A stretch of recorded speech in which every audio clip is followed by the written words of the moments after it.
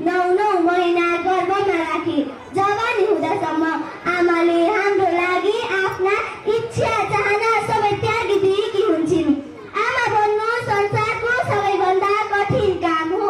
आदरणीय यस कार्यक्रमका सभाध्यक्ष महोदय, प्रमुख अतिथि, विशेष अतिथि, सम्पूर्ण अतिथिगण, अन्धकारलाई हटाई उज्यालोको ज्योति छर्ने आदरणीय यस विद्यालयका प्रधानाध्यापकज्यू, सहायक प्रधानाध्यापकज्यू, आदरणीय सम्पूर्ण गुरुवर्गहरू, आफूले खाई नखाई आफ्नो सन्तानको उज्जवल भविष्यको लागि यहाँ आउनुभएका आदरणीय बुबा आमा, दाजु दिदी र मेरा प्यारा प्यारा साथीहरूमा म यस श्री रेनबो इङ्ग्लिस सेकेन्डरी बोर्डिङमा पढ्ने छात्रा सुहानी कण्डेलको तर्फबाट स्वीकार्नुहोस् न्यानो अभिवादन।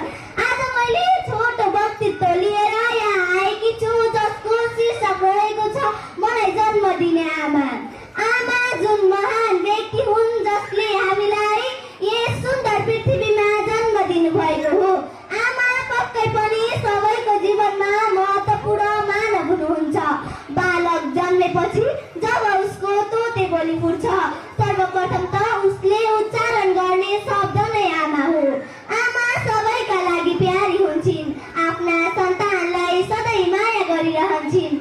आमा हाम्रो पहिलो पाठशाला हुन् जसले हाँस्न, बोल्न, खान र राम्रा कामहरू गर्न सिकाउने ममताकी खानी हुन्। उनीभित्र माया, दयाको असीम भण्डार लुकेको हुन्छ। आफ्नो सन्तानलाई चोट पर्दा सबैभन्दा बढी दुख्ने आमालाई नै हो।